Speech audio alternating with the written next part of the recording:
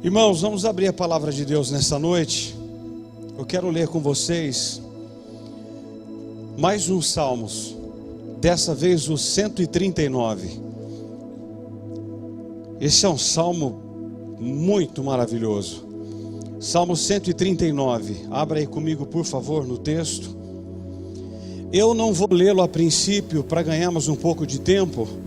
Eu vou pedir para você abrir no Salmo 139 e deixar sua Bíblia aberta, porque eu vou discorrer todo o capítulo. Há muitas lições aqui maravilhosas para nós, e eu quero discorrer com você esse texto. Vamos orar antes. Senhor Jesus, nós queremos te louvar, te render graças pela tua fidelidade, pela tua misericórdia. Mais uma vez, eu quero pedir a ti, Espírito de Deus, se tu não falares, quem dera eu. Que eu seja a boca do Senhor nessa noite, e que aqueles que me ouvem em casa sejam impactados, sejam transformados pela tua palavra, e que o teu Espírito Santo, que ainda fala, continue a falar, e que entendamos nessa noite quão grande tu és. Eu oro e te dou graças em Cristo Jesus. Amém. Amém. Irmãos, o texto que vamos ler, ele nos oferece duas mensagens sublimes. A primeira delas é aterradora, é que você não pode escapar desse Deus. A segunda mensagem, ela é consoladora. Esse Deus que te conhece é o mesmo Deus que ama você. Esse texto nos falará de três atributos que só Deus tem: onisciência, onipresença e onipotência. E um atributo que Ele compartilha conosco, que é a santidade. Vamos mergulhar nesse texto poderoso, maravilhoso. Vamos ver quão grande é o nosso Deus.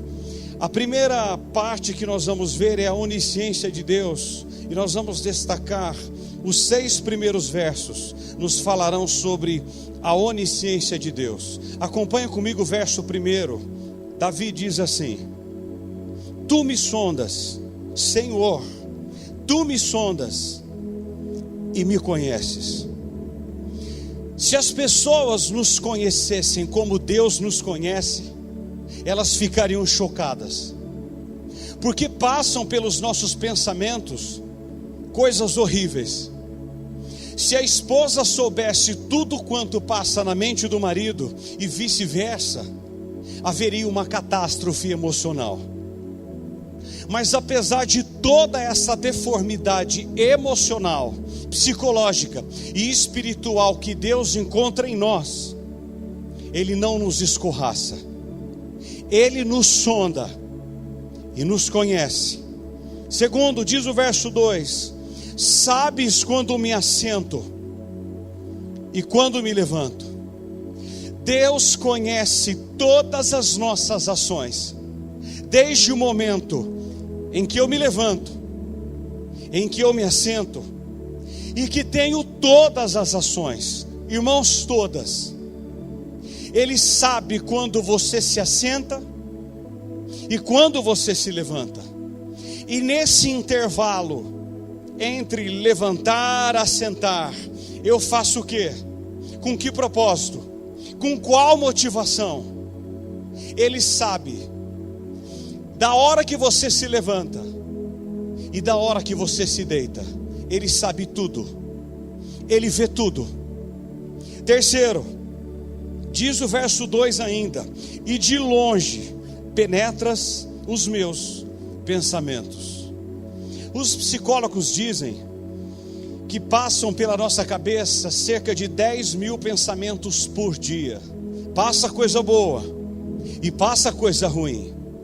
Passa coisa que gostaríamos que fosse proclamada aos 4 cantos da terra, mas passa coisas que nós não gostaríamos que fossem projetados naquele telão para todo mundo ver.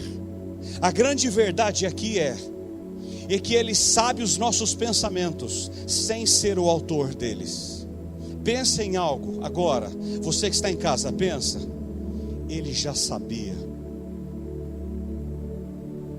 Quarto lugar, olha o verso 3: esquadrinhas o meu andar e o meu deitar, e conhece todos os meus caminhos. Diz o verso 3 que Deus esquadrinha o meu andar. Por onde você anda? Por que caminhos? Em que companhias? Em que lugares? Deus vê tudo. Deus esquadrinha o meu andar. Irmãos, onde você bota os pés, Deus vê. Diz ainda: Deus esquadrinha o meu e o seu deitar. Onde você deita? Com quem você deita? Deus está lá esquadrinhando onde você deita, com quem você deita. Irmãos, quantas tragédias do chamado adultério acontecendo em plenos dias que estamos vivendo. Eu quero lhe dizer uma coisa: os olhos de Deus estão lá, na cama proibida. Ele vê tudo. Onde você anda, com quem você deita, Ele vê. Ele é testemunha de todos os nossos atos. É nessa proporção e intensidade que Deus lhe conhece e Deus me conhece. Ele conhece o seu andar, o seu deitar, e conhece todos os seus caminhos. Todos. Olha o verso 4. Ainda a palavra me não chegou à língua, e tu, Senhor, já conheces toda. Dizem os estudiosos que você tem um gatilho na sua mente, e quando você diz uma palavra, já existe outras 15 prontas para sair. Diz o texto que Deus conhece esse arquivo que você tem, quer sejam palavras benditas ou malditas, sejam palavras de cântico ou sejam palavras de crítica.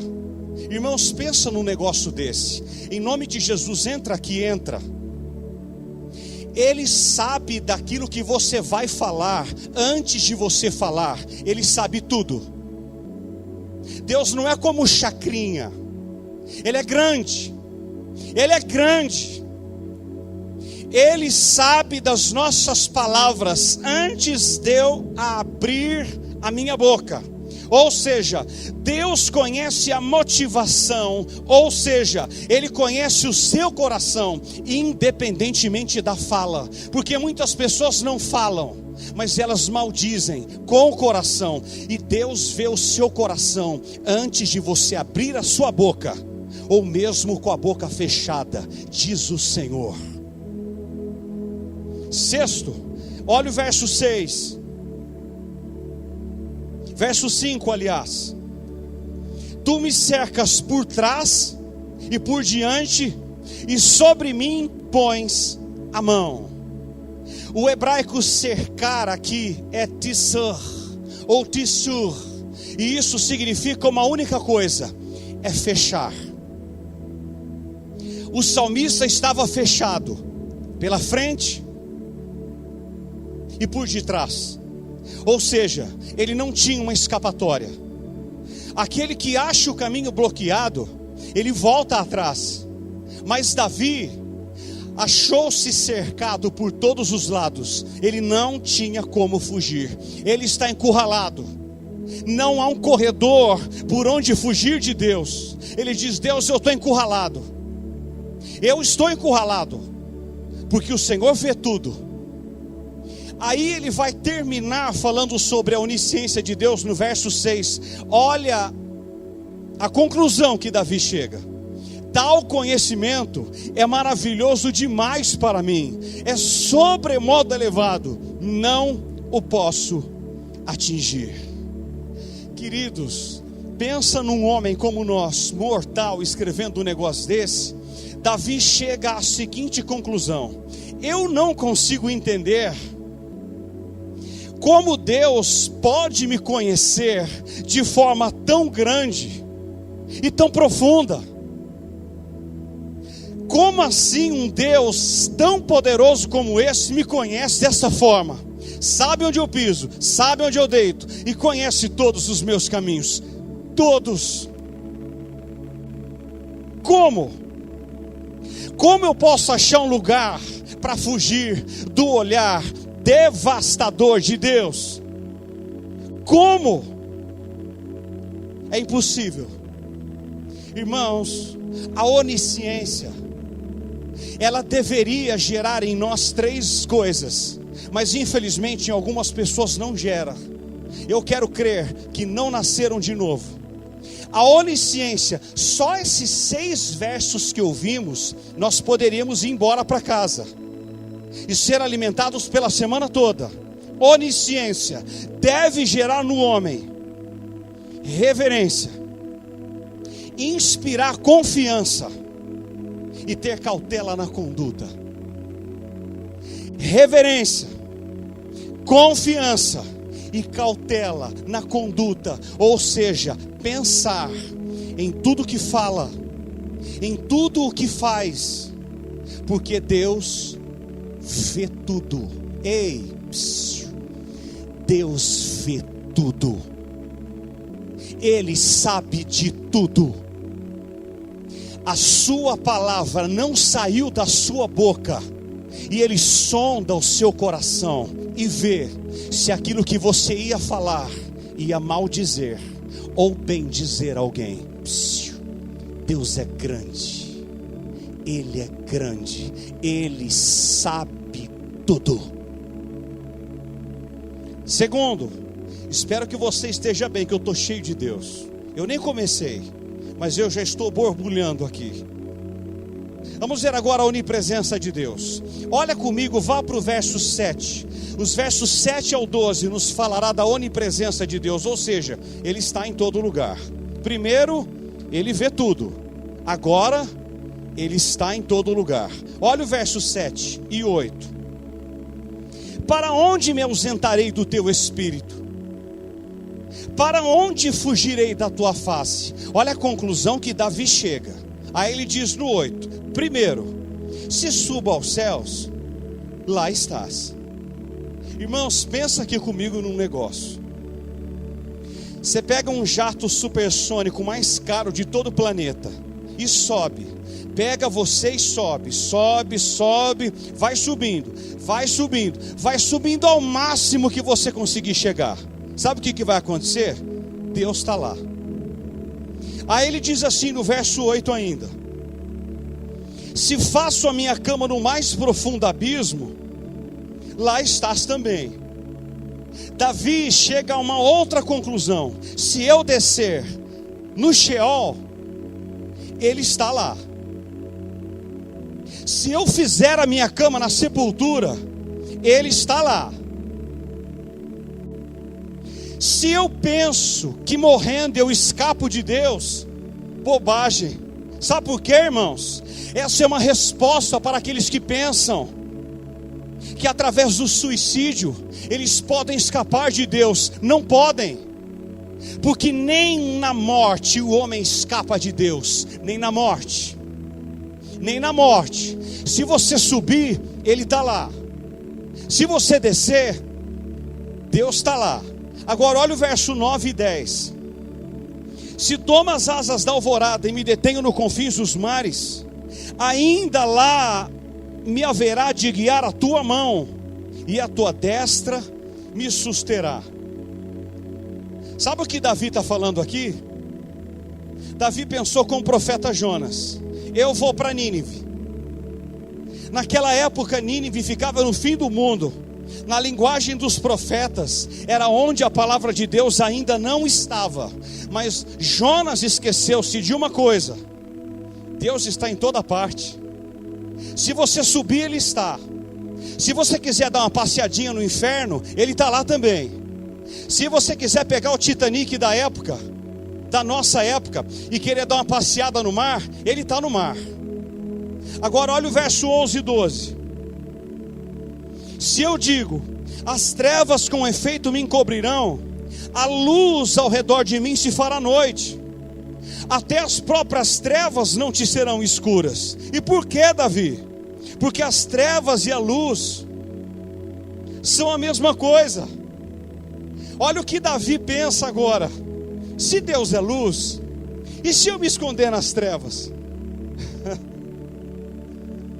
Luz e trevas para Deus são a mesma coisa, a mesma. Eu não sei se você se lembra, mas quando Elis Regina morreu, alguns jornais da época noticiaram que ela estava numa fase muito difícil, e os jornais procuraram essa mulher para conversar com ela, e bateram na porta. Ela disse a seguinte frase: eu não estou nem para Deus. Irmão, será que alguém não pode estar nem para Deus? Será que o homem pode se esconder nas trevas, nos seus pecados ocultos, e dizer assim: Deus não está aqui? Será que eu posso querer viver uma vida relapsa e louca aos olhos de Deus, e achar que os olhos dele não estão dentro das boates e dos bordéis da vida? Vocês acham que a coberta do adultério esconde os olhos de Deus? Vocês acham mesmo? Vocês acham que se uma pessoa entrar dentro de um bueiro com a namorada e fizer sexo com a namorada dentro de um bueiro, os olhos de Deus não estão lá? Vocês acham mesmo? Por isso que Davi fala: luz e trevas para ele são a mesma coisa, a mesma, porque Deus é luz e nele não há trevas. Onde a luz chega, as trevas se dissipam, elas vão embora. Por isso que Davi diz: para ele as próprias trevas não te serão escuras, porque as trevas e a luz são a mesma coisa. Agora pensa comigo: quantas vezes você foi para um lugar e disse que estava em outro? Você se lembra disso? Você já mentiu para o seu esposo alguma vez? Já mentiu para a sua esposa alguma vez? Já mentiu para os seus pais alguma vez? Deus viu tudo.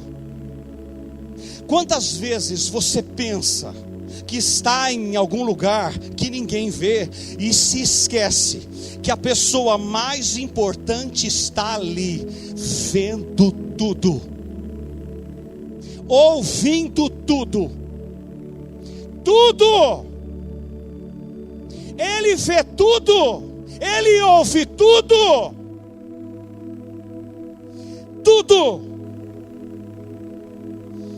tudo.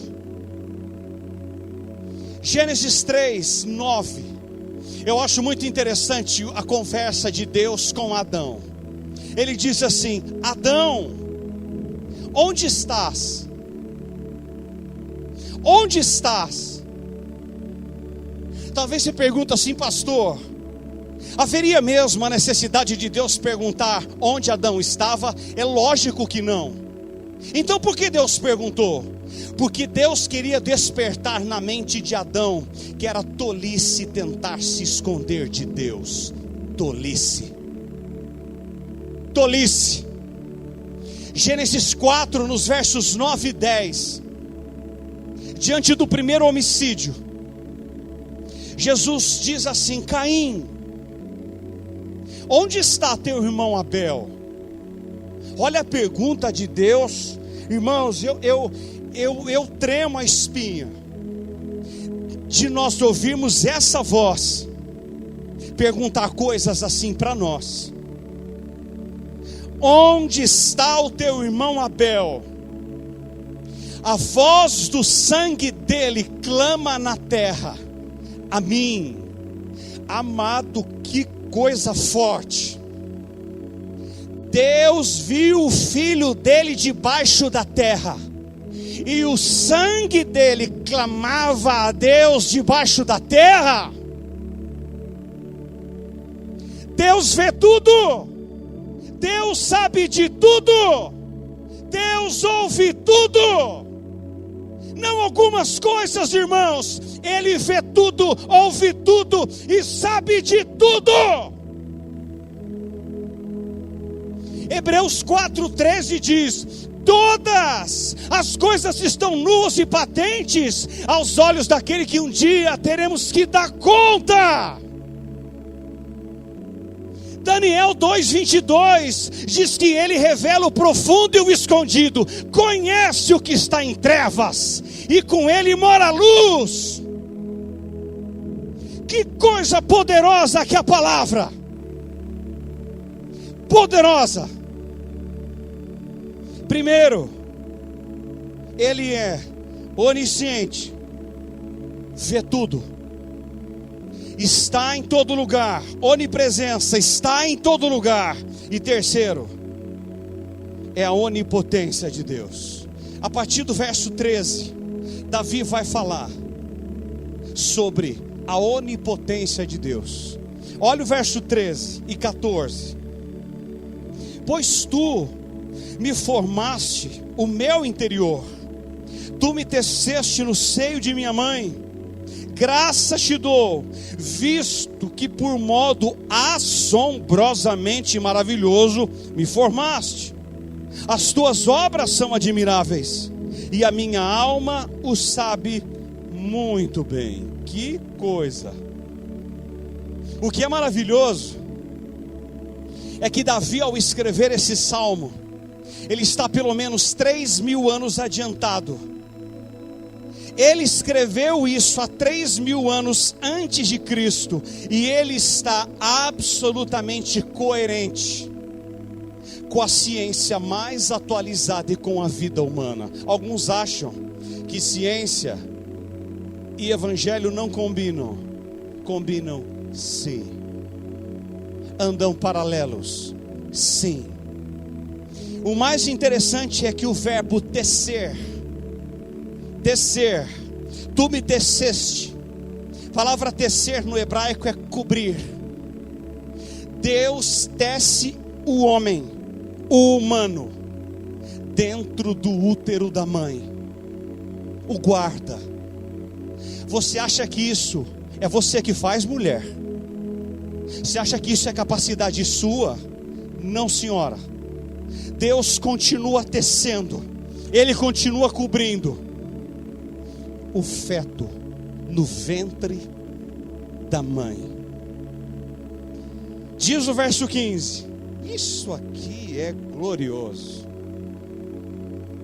Os meus ossos não te foram encobertos, quando no oculto fui formado e entretecido nas profundezas da terra.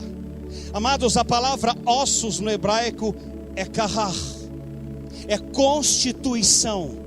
A ideia aqui é exatamente do DNA. Hoje a ciência prova uma coisa: você e eu somos seres programados. Você volta para o verso 14, ele usa a palavra assombrosamente. A palavra assombrosamente aqui no hebraico traz a ideia de único, de singular. Isso aqui é muito grande, eu espero que você entenda. Se estivesse na igreja, talvez eu até ouviria uns glória, mas em casa talvez você tenha que ficar quieto.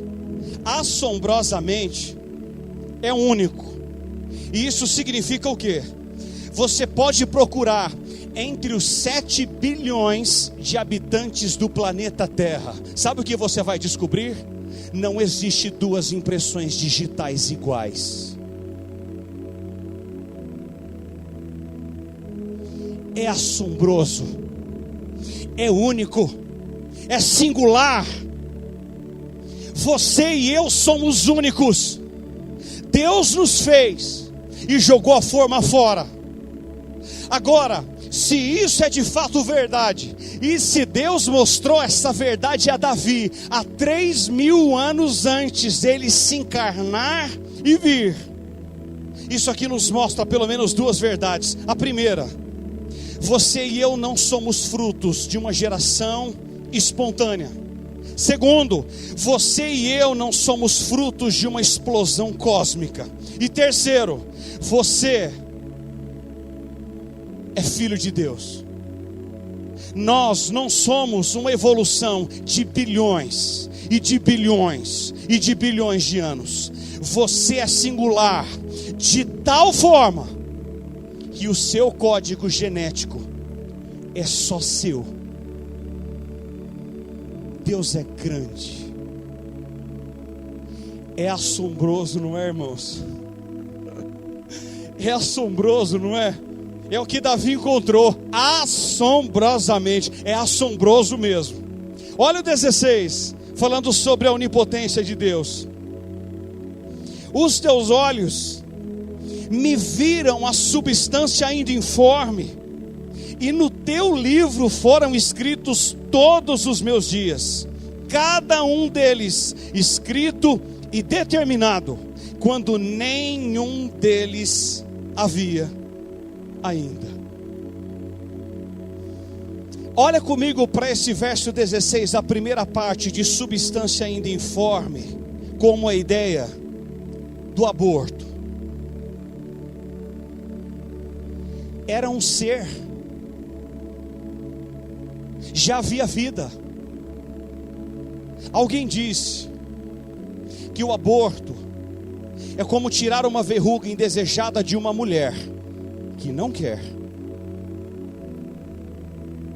O salmista está se referindo a um ser desde o ventre, desde a concepção, desde quando ele era uma substância ainda informe. Ele já era uma pessoa cujo Deus já tinha um plano traçado para ele ou para ela. Agora, irmãos, o que me choca aqui do tamanho de Deus, e eu queria que você entendesse, se Davi era conhecido por Deus, como diz o verso 16, uma substância ainda informe, desde a concepção, Deus já via Davi no ventre, quando ele foi concebido entre os seus pais. Como Davi poderia escapar dos olhos de Deus em vida? Grande.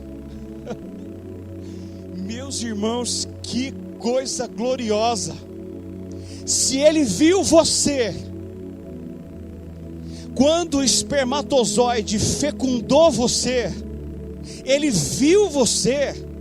Imagina se ele não nos vê agora. Imagine você que está em casa, e vocês que estão aqui no templo, não sei se estão conseguindo respirar diante do tamanho de Deus. Imagine se ele não vê as suas obras e as minhas obras. Pensa num negócio desse, pensa aí. As falcatruas que nós fazemos, os nossos adultérios, as nossas palavras malditas, esses namoros sem vergonha que a gente tem vivido hoje. Deus vê tudo, tudo. Aliás, eu falava com um pastor essa semana em Campinas.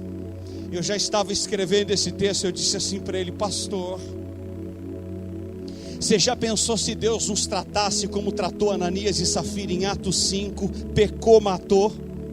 Já pensou num negócio desse? No ato, Deus matasse, quantos de nós estariam vivos? Não responda, apenas pense. Quantos corações que me ouvem ainda bateriam? As maledicências, as fofocas, as palavras malditas, tudo, Deus vê tudo. Ele é grande, irmão. Deus é grande, Ele é muito grande. O que é maravilhoso, quando o salmista termina dizendo sobre a onisciência do verso 6, ele fala que Deus é inatingível.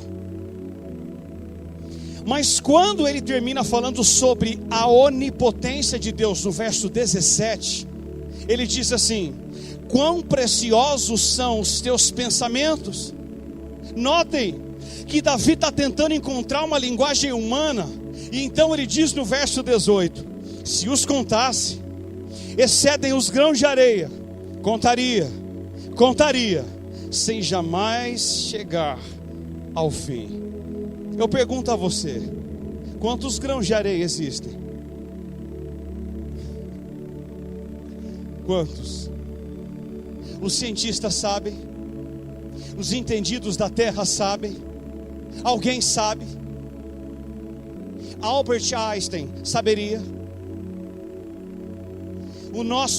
O Taishi que saiu, ele saberia contar, ele saberia dizer? Homens inteligentes da terra sabem quantos grãos de areia existem? Agora, uma verdade que sabemos é que eles não são infinitos. E por quê, pastor? Porque infinitude é um atributo exclusivo de Deus. Só Deus é infinito. Os grãos de areia são contáveis.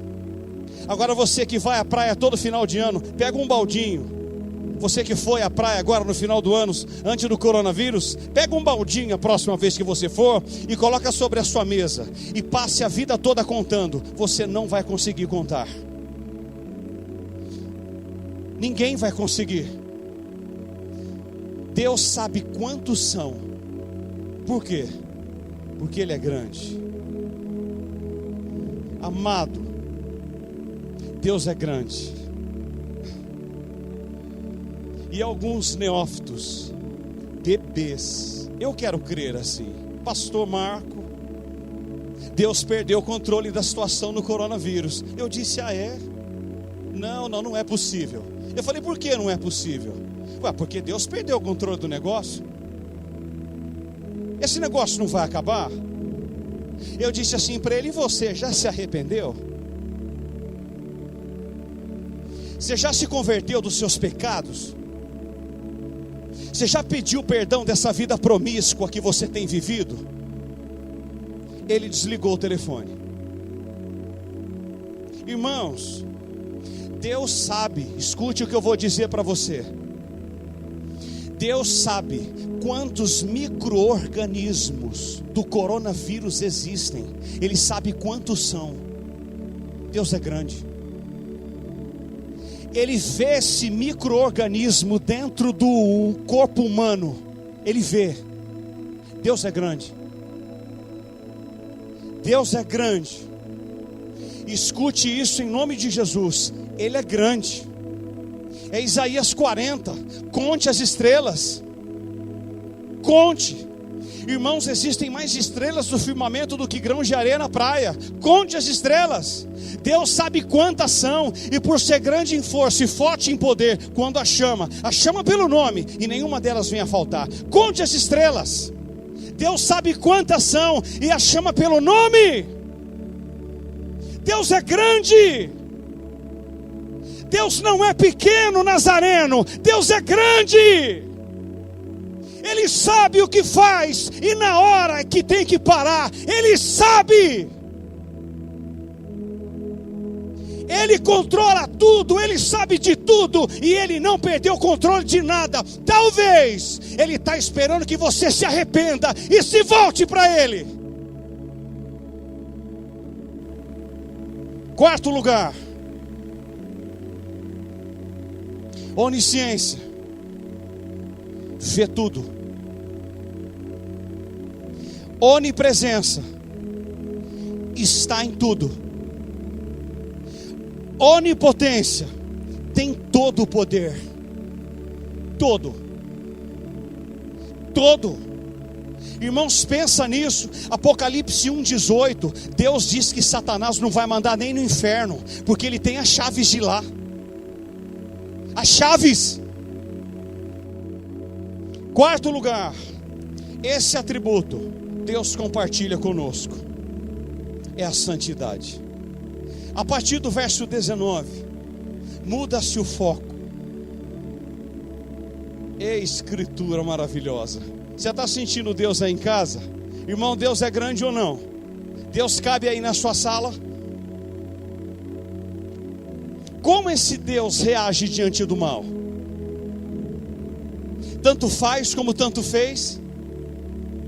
Agora o salmista se enche de zelo ao conhecer esse Deus. Olha o verso 19, o que ele diz: tomara, ó Deus, desses cabo do perverso, apartai-vos, pois, de mim, homens de sangue. Meu irmão, sabe o que o salmista está dizendo aqui?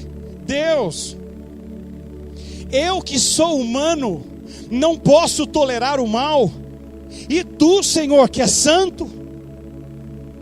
Irmão, Deus continua não tolerando o mal. Deus continua não tolerando o pecado. E por quê? Porque Ele é santo. Agora olha o verso 20. Eles se rebelam insidiosamente contra ti, e como os teus inimigos falam malícia.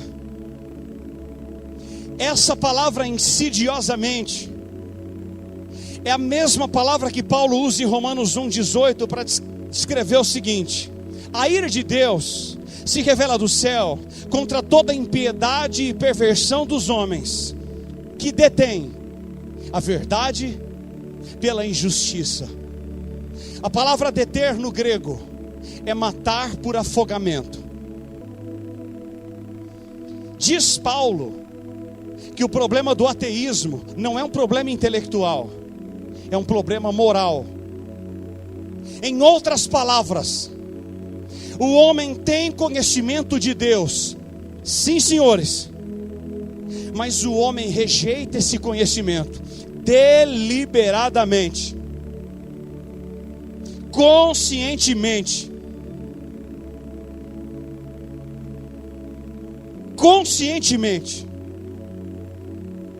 Ele tenta afogar esse conhecimento. Ele diz: eu não quero saber desse Deus, eu não quero que esse Deus me investigue, eu não quero que esse Deus me diga para onde eu tenho que ir, eu não quero que esse Deus me acompanhe. Não é uma rebelião por ignorância, é uma rebelião consciente. Todo ateu é consciente. Sim, Senhor, ele tem conhecimento, ele sabe desse conhecimento, mas ele tenta afogar esse conhecimento. Foi isso que eu disse para aquele ateu no avião há 4 anos atrás, indo para o Recife. Eu disse a ele: você tem conhecimento, mas você quer afogar esse conhecimento, e você vai ser cobrado por esse conhecimento. Deus te deu. É insidiosamente, é deter, é matar por afogamento. Aí ele diz no verso 21: não aborreço eu, Senhor, os que te aborrecem, e não abomino os que contra ti se levantam. Pergunta para você que está em casa e para mim: temos nós aborrecido o que Deus aborrece? Temos nós aborrecido aquilo que Deus aborrece? Temos nós abominado aquilo que Deus abomina? Ou temos nós aplaudido aquilo que Deus aborrece e abraçado com força aquilo que Deus abomina? Temos ou não? Sim ou não? Olha o verso 22 em quarto lugar: aborreço-os com ódio consumado, para mim são inimigos de fato. Diz Davi que aquilo que fere o coração de Deus, que conspira contra Deus, eu não posso aceitar. Eu não posso ter prazer naquilo que traz desprazer para Deus. Eu não posso, você não pode. Como é que nós vamos querer abraçar o pecado se Deus abomina o pecado? É impossível. Só que aqui, irmãos, há um fio de navalha entre odiar o mal e odiar pessoas. Se você ler atentamente Mateus 16, a partir do versículo 22, Jesus começa a conversar com seus discípulos que iria morrer, ia sofrer. E notem vocês que desde o tempo dos discípulos a morte não era bem vista, exatamente como hoje. Quando se fala de morte, está amarrado. eu repreendo esse negócio de morte. Está amarrado. Eu não quero ver o Senhor agora. Eu não sei se você tem ouvido isso. Não, eu vou orar 7 sextas-feiras. Eu repreendo morte. Eu repreendo morte. Está amarrado morte. Está amarrado. Aí Jesus disse assim, em Mateus 16, 23. Pedro diz no 22, não, Senhor, não morra, você vai sofrer. Aí Jesus olha para Pedro e diz, arreda, Satanás, porque você não cogita das coisas de Deus, e sim das dos homens. Agora escute, Jesus diz, arreda Satanás, e não arreda Pedro. Muitos têm dito, arreda Pedro, e Satanás fica. Satanás está sentado nos bancos, pelo pecado de pessoas, enquanto Pedro precisa ser abraçado. Pedro é mandado embora por alguns, e Satanás deita e rola na congregação. Jesus diz, arreda Satanás, mas você, Pedro, tem ministério para você, tem chamado para você. Como Jesus, nós precisamos ter compaixão das pessoas. Compaixão das pessoas. Eu li uma frase hoje. O ódio é o substituto do diabo para o amor de Deus. Eu vou repetir. Você que está em casa, escreva na capa da Bíblia ou na porta da geladeira, escreva. Vamos sorrir um pouquinho, só para dar uma descontraída. Escreva lá na geladeira. O ódio é o substituto do diabo para o amor de Deus. Porque o diabo odeia e Deus ama. Por favor, responda só para você. Você tem sentido ódio de alguém nesses dias? Vou dar tempo para você responder. Pense. O que tem no seu coração agora? Amados, eu tenho ouvido de pessoas que têm sentido ódio de Deus. Ódio de Deus. Nossa, como que pode? Que Deus é esse? Que Deus maluco é esse? Que não cessa esse negócio. Olha o tanto de gente que tem morrido. Eu estou com ódio de Deus. Eu estou com ódio dessa irmã. Eu estou com ódio. Ódio. Ame. Como Jesus abrace, mas o pecado, repreenda-o. Mande-o embora. Mande-o embora. Agora eu quero terminar essa ministração.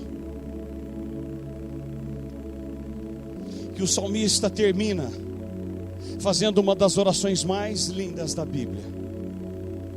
Ele sintetiza essa oração em 3 verbos. E se você guardar esses verbos, eu fico feliz. O primeiro verbo está no verso 23. Sonda-me. Sonda.